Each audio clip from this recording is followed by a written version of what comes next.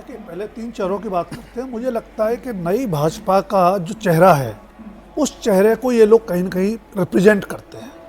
वो चेहरा प्रखर हिंदुत्व का है। हिंदुत्व भाजपा की पुरानी पहचान रही है, जनसंघ के ज़माने से रही है, लेकिन जो प्रखर हिंदुत्व है, या आप उसको थोड़ा आगे बढ़े तो असर्टिव हिंदुत्व, आक्रामक कहना तो अच्छा नहीं होगा, जो असर्टिव हिंदुत्व है उसको रिफ्लेक्ट करता है, और डेवलपमेंटल पॉलिसीज पॉलिटिक्स उसको रिफ्लेक्ट करता है। तो जो नई भाजपा है, अपनी विरासत के साथ, विकास के साथ और चुनाव जीतने की रणनीति के साथ आगे बढ़ रही है, उसका है। आपने हिमंता की बात कही, मैं हिमंता बिस्वा शर्मा को परफेक्ट पॉलिटिकल कॉकटेल के रूप में देखता हूँ। असम में अगर बात करें तो 3 बड़ी राजनीतिक धाराएं समझ में आती हैं। असम में सबसे बड़ा आंदोलन हुआ असम की पहचान को लेकर, असम गण परिषद के ज़माने में, उल्फा के ज़माने में। तो हिमंता बिस्वा शर्मा की शुरुआत होती है असम गण परिषद से। असम पर सबसे ज़्यादा शासन किया कांग्रेस ने, वो कांग्रेस में रहे, और आपने जैसा कहा कि गौरव गोगोई के पिता तरुण गोगोई की सरकार में 3 बार मंत्री रहे, और उनके राजनीतिक शिष्य कहिए रणनीतिकार के तौर पर माने जाते थे। और तब भी उनकी छवि वैसी ही थी, काम करने वाले नेता के तौर पर, डिलीवर करने वाले, हाँ। जो परिणाम दे सकता। लेकिन कांग्रेस उनकी क्षमताओं को, उनकी उपयोगिता को शायद महसूस नहीं कर पाई, क्योंकि कांग्रेस शायद आज में जीती है और बीजेपी भविष्य पे भी नजर रखती है। इसीलिए बीजेपी ने हिमंता बिस्वा शर्मा को अपनाया, और न सिर्फ अपनाया, जैसे देवेंद्र पाराशर बता भी रहे थे, उनका भरपूर उपयोग किया। उनके आने के बाद ही पूरे पूर्वोत्तर में बीजेपी का विस्तार होता है, सरकारें बनती हैं। तो हिमंता बिस्वा शर्मा के जरिए एक चीज और जो हम समझ सकते हैं, अभी देवेंद्र पाराशर भी बता रहे थे कि जो 3 चेहरे हैं, तीनों मूल रूप से बीजेपी के नहीं है, संघ की संस्कृति से नहीं आए। अब इसमें आप कह सकते हैं कि बीजेपी ने कहीं कंप्रोमाइज किया चुनाव जीतने की जरूरत के हिसाब से, लेकिन आप इसको देखिए, मैं जो देखता हूं, ये वैचारिक राजनीति और चुनावी राजनीति दोनों के बीच एक संतुलन है। जहां आप लैग करते हैं या कोई आपके साथ एड ऑन कर सकता है, आप उसको एडॉप्ट करते हैं। वैचारिक राजनीति और चुनावी राजनीति, वैचारिक और चुनावी राजनीति। राहुल जी, जो अभी राजकुमार जी बात कर रहे हैं कि वैचारिक राजनीति और चुनावी राजनीति, उन दोनों का जबरदस्त कॉकटेल है हिमंता बिस्वा शर्मा में भी। देखिए, हिमंता बिस्वा शर्मा ने नॉर्थ ईस्ट में बीजेपी को बढ़ाया है, और अलायंसेस की जो शुरुआत है बीजेपी के साथ, बाकी सारे जो नॉर्थ ईस्ट के राज्य हैं उनमें अलायंसेस को सख्त करने में या फिर उसको सुदृढ़ करने में बहुत बड़ी भूमिका निभाई है।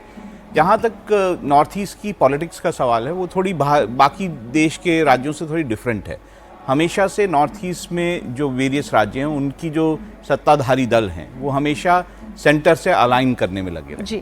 हमेशा से कोशिश उनकी ये रही है कि सेंटर के साथ अलाइनमेंट उनका अच्छा रहे।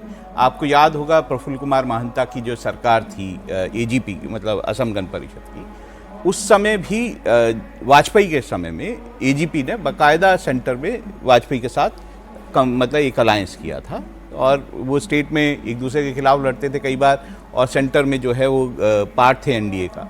तो अलाइनमेंट हमेशा से रहा है। अब उसमें ऐड क्या हुआ है, एक तो हिमंता बिस्वा शर्मा जैसा स्ट्रांग लीडर ऐड हुआ, दूसरा हिंदुत्व की बात ऐड हुई है, तीसरा वहाँ पर जो आप ये कह सकते हैं कि वहाँ पे जो डेवलपमेंट हुआ है वो ऐड हुआ है। तो ये सारा कॉम्बिनेशन मिलकर वहाँ पर लोगों की जो एक कोशिश है या पार्टियों की कोशिश है कि सेंटर से अलाइन रहना है, ये सारी एक साथ मिलकर जो है वो बीजेपी की सक्सेस की कहानी है। बहुत ज्यादा वक्त अब बाकी नहीं है, 10 बजकर तकरीबन 38-40 का वक्त हो रहा है, और अब से करीब 1 घंटे के अंदर ही आप तस्वीर देखेंगे जब भारत के प्रधानमंत्री नरेंद्र मोदी मौजूद होंगे गुवाहाटी में, और हिमंता बिस्वा शर्मा शपथ लेते हुए आपको मंच पे दिखाई देंगे। अभी जो तस्वीरें आप देख रहे हैं वो प्रांगण की तस्वीरें हैं जहां पर आज ये शपथ ग्रहण समारोह होना है। मंच सजकर तैयार हो गया है, जो बीजेपी के कार्यकर्ता हैं वो भी यहाँ पर पहुँच रहे हैं, बीजेपी शासित राज्यों के मुख्यमंत्री यहाँ पर पहुँच रहे हैं, एनडीए शासित राज्यों के मुख्यमंत्री के पहुँचने का सिलसिला यहाँ पर शुरू हो गया है। और दिलचस्प बात यह है कि मां कामाख्या की धरती है, इसलिए जो भी आज शपथ ग्रहण समारोह में शामिल होने के लिए पहुंचेगा वो पहले कामाख्या के दर्शन करते हुए पहुंचेगा। एनडीए की अगर हम घटक दलों की भी बात करें, वो तमाम नेता भी आपको इस मंच पर दिखाई देंगे। अभी थोड़ी देर पहले मैंने राजीव रंजन उर्फ ललन सिंह को देखा, वो भी कामाख्या मंदिर पहुंचे, वहां पर उन्होंने प्रणाम किया। तो ये एक तरीका है और ये सिर्फ ताकत का मुजाहिरा नहीं है। देवेंद्र, ये आप कह सकते हैं कि एनडीए किस तरह से चुनाव लड़ती है, कैसे अपने सहयोगियों को साथ लेकर चलती है, कैसे वो नामों का चुनाव करती है जो उनकी विचारधारा के साथ साथ विकास की भी राजनीति कर सके। ये आज सब कुछ एक मंच पर एक बार में ही प्रदर्शित हो जाएगा। जी हाँ, बिल्कुल मीनाक्षी, और कॉन्ट्रडिक्शन में कोऑर्डिनेशन आप कर पाए, गठबंधन की यही ताकत और यही खूबी होती है कि आप कैसे उसको करें। जैसे असम के संदर्भ में आप देखें तो एजीपी असम गण परिषद अपनी रीजनल आइडेंटिटी पर भी बहुत जोर देती है, जबकि दूसरी तरफ बीजेपी का लगातार जोर नेशनल आइडेंटिटी को लेकर रहता है। लेकिन एनडीए असम के असमिया पहचान के साथ अपने आप को कोऑर्डिनेट करते हुए एजीपी को भी साथ रखा है, दूसरी तरफ बीपीएफ को भी आप देखें तो उनको भी साथ रखा है, और अपने दम पर बहुमत आने के बावजूद पहले ही छोटे से मंत्रिमंडल विस्तार, जैसे बीजेपी बहुत आसानी से कह सकती थी एजीपी और बीपीएफ को कि आगे जब विस्तार होगा जल्दी तो फिर आपके सदस्यों को शामिल किया जाएगा। आज क्योंकि बहुत छोटा है इसलिए हमारे अपने लोगों को एडजस्ट करना है, लेकिन ऐसा नहीं हो रहा है। 4 लोग अगर शपथ ले रहे हैं तो उनमें से 2 एनडीए के घटक दलों को दिया जा रहा है कि 1 सीट दोनों दलों को। तो ये खूबी निश्चित तौर पर प्रधानमंत्री नरेंद्र मोदी के दौर की अगर आप देखें कोलिशन पॉलिटिक्स पे तो उस पर जोर रहता है। दूसरी तरफ उदाहरण उठा के देखें आप तमिलनाडु का, कि वहां पर रातों रात में कांग्रेस पार्टी डीएमके का साथ छोड़ दी। साथ छोड़ना भी था तो डीएमके को भरोसे में लेकर छोड़ा जा सकता था, लेकिन उस काम को कांग्रेस पार्टी ने नहीं किया, जिसके चलते उनके अपने एलाइज के अंदर असंतोष उभरा।